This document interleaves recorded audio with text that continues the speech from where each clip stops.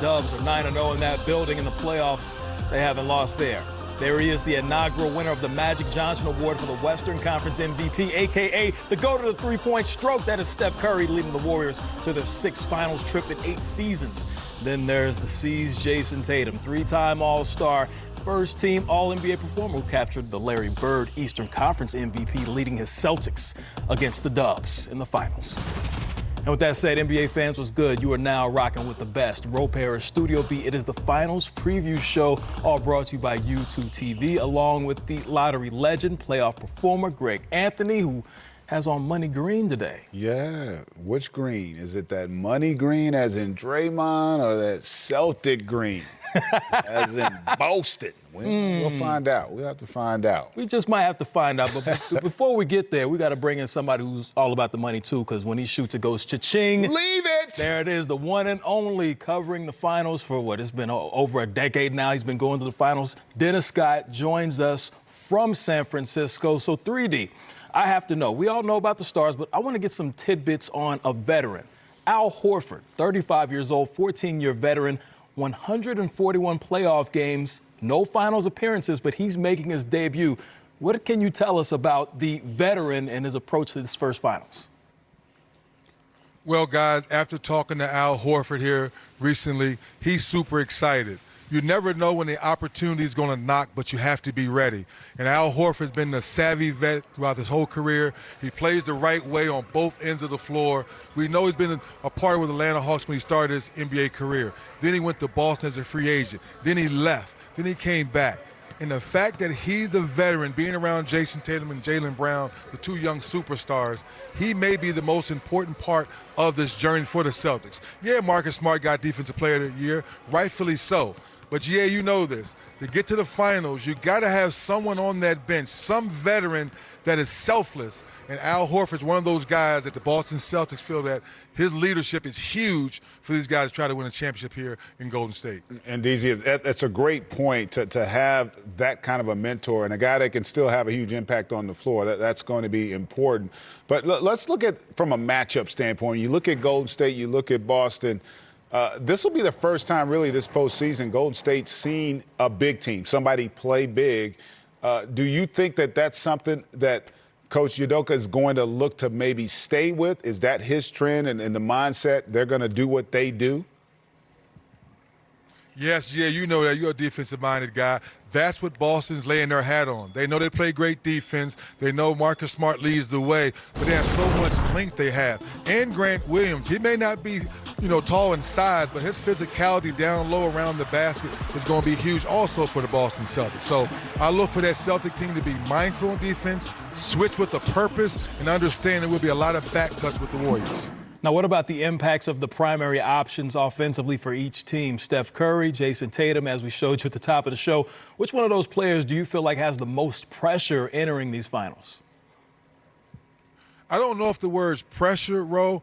I think it's, are you ready to take that next step? And it has to be Jason Tatum. I think we've all been impressed throughout this playoff run with his patience. Certain nights he shoots the ball a lot. Certain nights he goes for 47. But I like when he's patient, finding other players, get other players going, like when he got Grant Williams going in the Eastern Conference push when he had 27, shooting all those threes.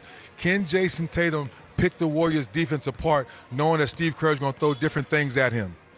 And Daisy, you look at these two teams, there are some similarities in that, both teams feature 2 stars, one being a headliner when you talk about Tatum and obviously Steph Curry. But then they also have the guys who probably are the most important when it comes to having a chance to win a championship. That's Draymond Green and Marcus Smart. Talk about the importance of their leadership for their respective teams and how that could ultimately play a role in who wins this series. Yeah, I think it's going to be huge because we know Draymond touches the stat sheet in so many different ways, from rebounding, being a facilitator, knowing he's the voice on the defensive end. So Draymond's going to be huge. Can he control his emotions? Because we know Draymond likes to wear his emotions on his sleeve. Now, on the flip side of that for Marcus Smart, the question for him is, when do I take the right three? We know he took some big shots in that Miami series. We know he's a defensive-minded guy. But I like the fact that Marcus Smart will knock down a timely three-point shot for your team to get you over the hump. So both guys have to stay emotionally attached to this game. But which one of these guys can make big threes to help this team get over the hump? Klay Thompson, the last time we saw him in the NBA Finals, we know what happened. It didn't end well, but he is back. He is healthy. He seems to have his swagger back. What do you expect to see from the Splash brother in these finals? I'm looking for two-way Klay. That's one thing from talking to him when he came back from the injury, shoot or shoot. We saw in the closeout game against Dallas, he shot the ball extremely well. But does the two-way Klay show up where he can guard just as good as he shoots the ball? That remains to be seen here in the finals. And DZ, touch upon the matchup with the coaches, Steve Kerr and Ime Udoka. These are two guys that, while there are some similarities and they've got a cross history in terms of some of the guys that have mentored them, they do have different styles when it comes to on the court, their demeanor and the way they deal with their players. How's that going to play out in this series? I think it's going to be huge, GA. Great question.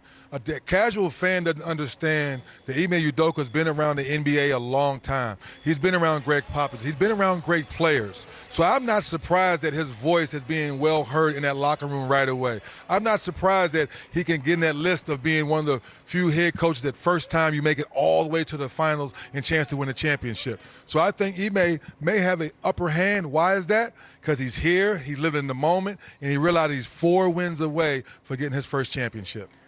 3D, who are the X factors that the basketball fans should be paying attention to that you're going to be paying attention to on each team in this series?